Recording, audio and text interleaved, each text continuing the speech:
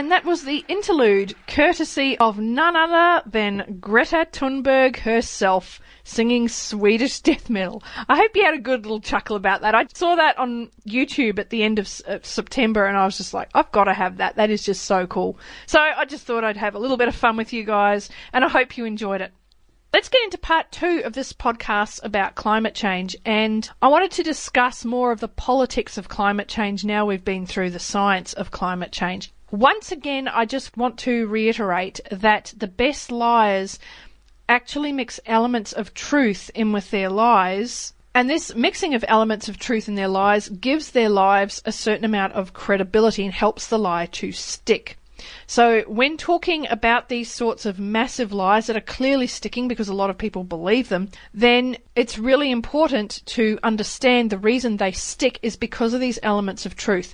So the way to debunk these lies is not necessarily to write off the whole thing as a lie, because then you miss the elements of truth. The trick for these things is to look for the elements of truth. And we went through that with the science just before the interlude.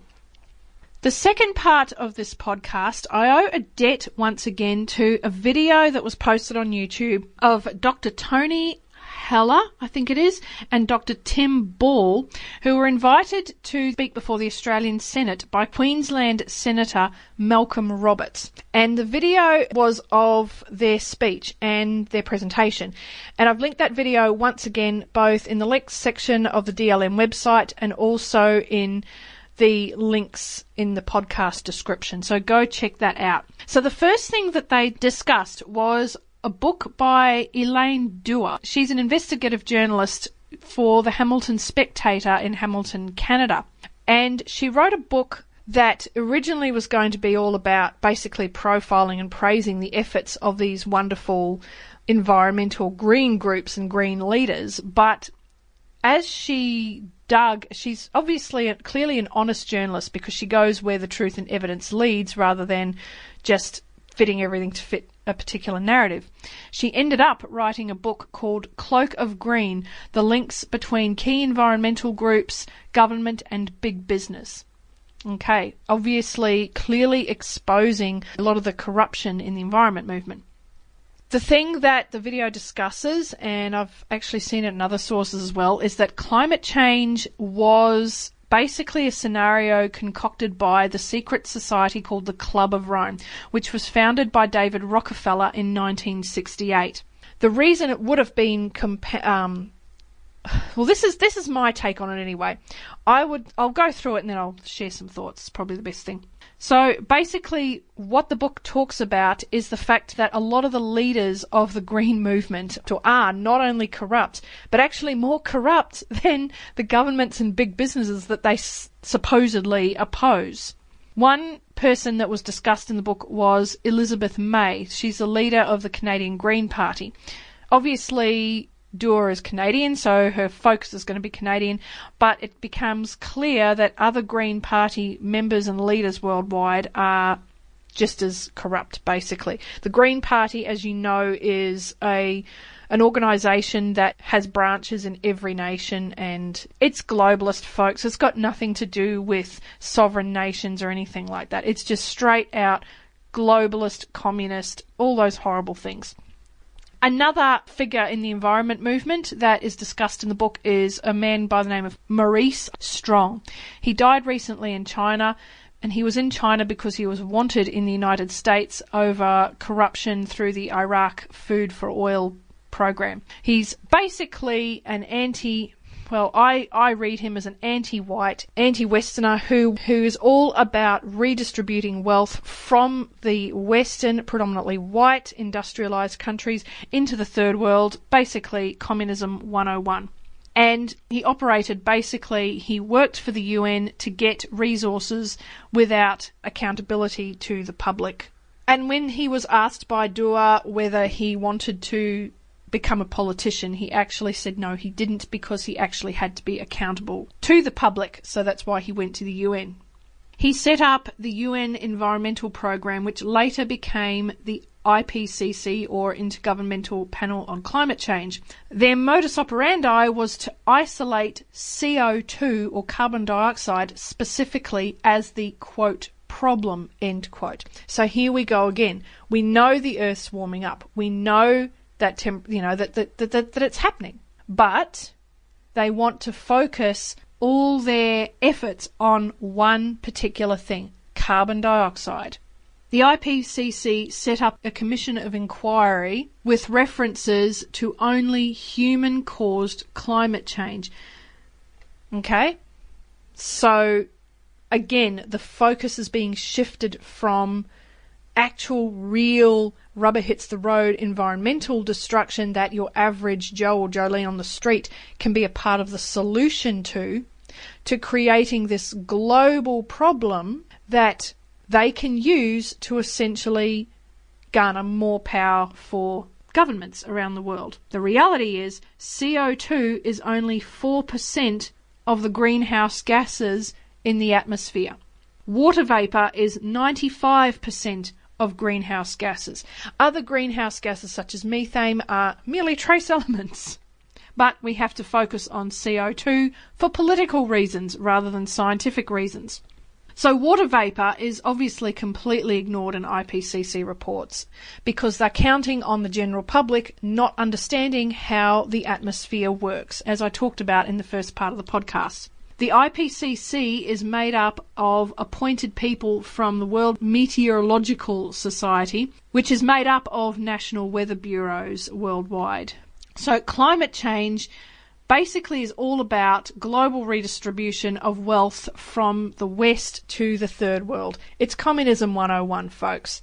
We really need to wake up and smell the roses. The Climate Change Fund now replaces Kyoto and Durban and was ratified in Paris. I'm sure we've all heard about the Paris agreements, which Donald Trump so famously pulled out of, which I think is actually a good thing. And while I have mixed feelings about Donald Trump, I think he did the right thing with that. But anyway, moving along. So the IPCC, this is the thing. Here's the thing, though. This is the thing to remember. There's always elements of truth to the lies. But why the IPCC would do this? Because they're putting out this lie that global warming is essentially all caused by carbon dioxide.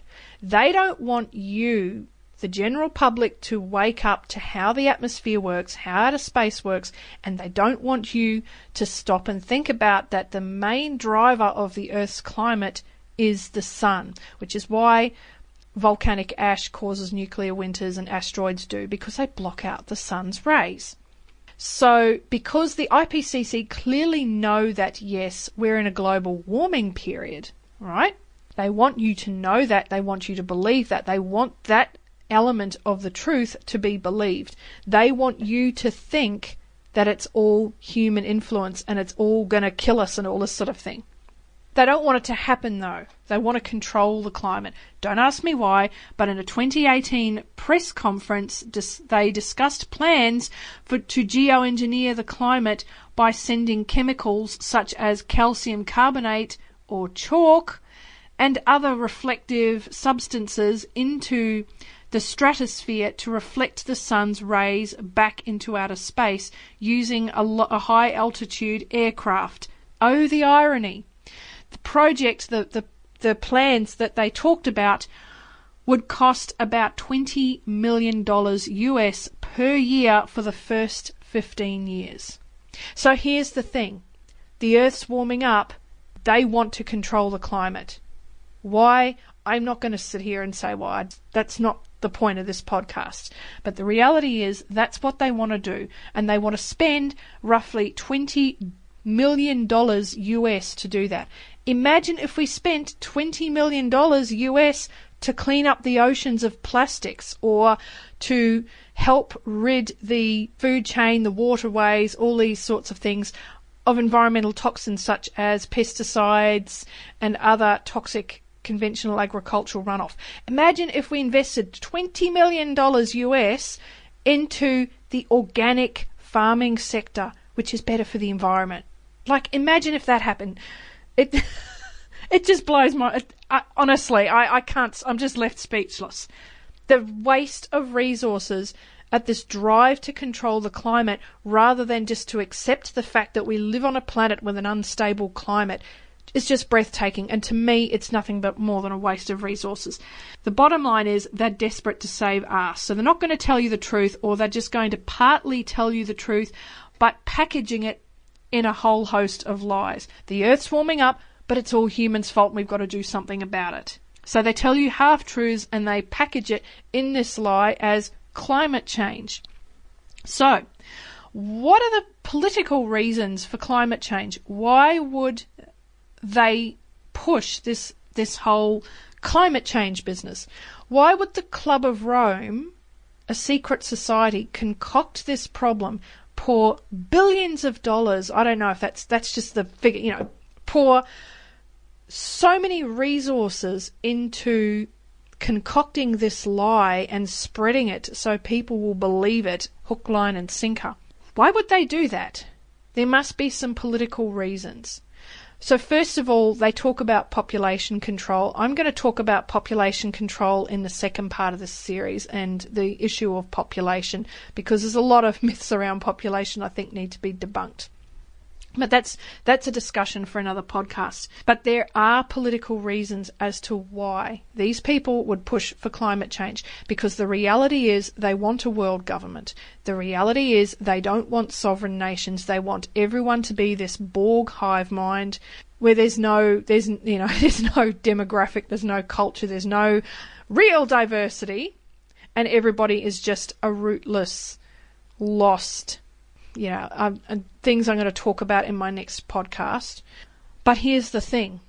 They essentially want communism, because what they want is they want masses of sick, needy and dependent people, and they essentially want to control them, be at the top.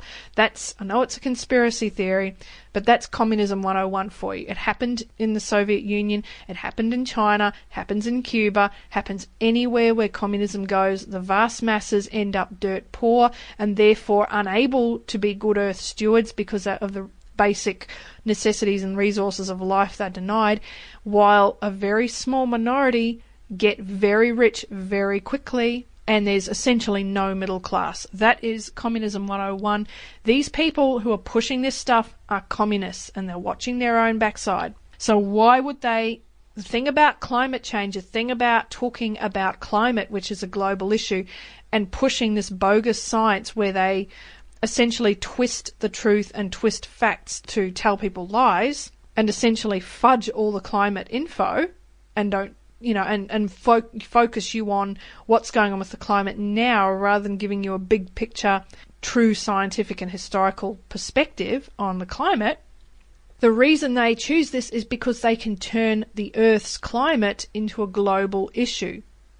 So therefore they can attempt to usurp national borders, national boundaries, national sovereignty, all that good stuff. Not only can they attempt to usurp those things, but they can essentially usurp national governments by imposing, through a lot of these international agreements we've just talked about, all these bogus carbon taxes, which essentially make it very difficult for people to be able to live their lives not only successfully, but if you're taxed into oblivion, how are you going to be a good earth stewardship?